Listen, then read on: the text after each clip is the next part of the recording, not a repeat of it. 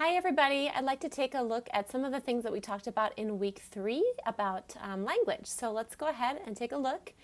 First of all, felicidades, congratulations. I loved taking a look at the second part of your photo voice, just like the first part. It was so interesting for me to listen to what you had to say about how you use language in your everyday life.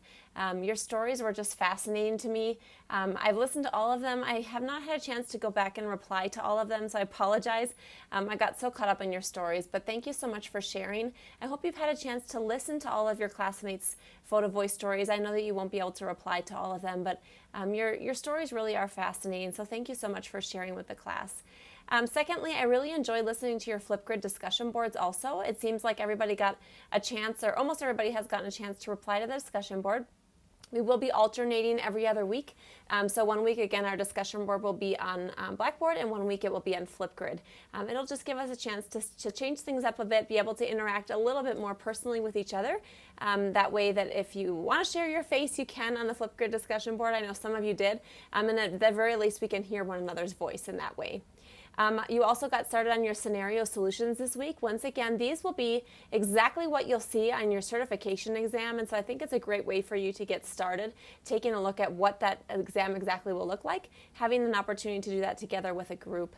Once again, we all work at different paces and at different times of the week based upon what we have as far as family situations and everything else, so please do make sure that you get in contact with your team members early in the week to take a look at those scenario solutions.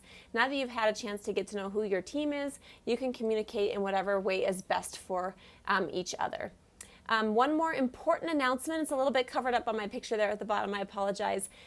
Any assignments that you see in the syllabus right now that are related to the Service Learning Project, the SLP, are currently on hold, and that's just due to our current situation with the COVID-19. Those due dates will be extended until further notice, and so I will let you know as soon as we know more about that. So anything you see related to the SLP, the Service Learning Project, is on hold. There is one that's in the syllabus for next week, week 4. So just take a look at that, and I will let you know as soon as I know more about that. All right, let's take a look at some of the things that we talked about this last week. One of those was the idea of translanguaging in language, and that was that video that you saw of Miss Haig in her classroom. Again, just a really great teacher, some great examples of what it looks like to teach 2 languages in one classroom. And so I included this photo here because this is an example of translanguaging at my house, at the Salazar house. This is a chilindrina, if you have not eaten one before. And the reason why I included this photo is because at my house, every Friday is what we call Viernes Botanero. I don't know how to say that exactly in English. People have asked me that before. But what it is basically is Friday nights, we all sit down in front of the TV. We all have botanas, which are basically snacks or anything that my kids decide that they can get their hands on. Something like this might be something typical on a Friday night, but it's just family chill out night. For the longest time, I did not know why my husband called it Viernes Botanero until he finally explained to me that I guess it comes from a Mexican soccer watching tradition where the announcers called it Viernes Botanero. You get your botanas, your snacks, you sit down and you watch the Friday night soccer game. Some of you might understand that better than I do because it's not exactly from my own home culture. But my son, when he was in kindergarten, would always go to school on Fridays bragging on Fridays about how it was Viernes Botanero, and his teacher, who was not of Mexican descent herself, would ask him about this and say, Levi, explain to me, what is this? And so he would do his best to try to explain, and it was difficult sometimes for him to translate that idea of Viernes Botanero to his teacher and explain exactly what it was. And he could get the idea of snacks and TV and this like family time, but the idea didn't translate really into English for him to be able to explain it to his teacher. And it doesn't for me either, even though English is my primary language. And so it's an idea for me that, some things work in one language for me, and some things for me work in another language. Another example is my family attends church in Spanish, and a lot of the vocabulary that I have for church is in Spanish. That's just where it is, and if I tried to use it in English, it just wouldn't work for me because that's where it happens. That's where it is on my linguistic repertoire, is in Spanish. But other things work better for me in English. And so this idea of translanguaging, as we saw in Miss Haig's classroom, it was so evident in her classroom, and this idea of what dynamic bilingualism is, and that it's different from code switching. It's different from just switching back and forth between two languages, but rather that a bilingual person has what's called a linguistic repertoire.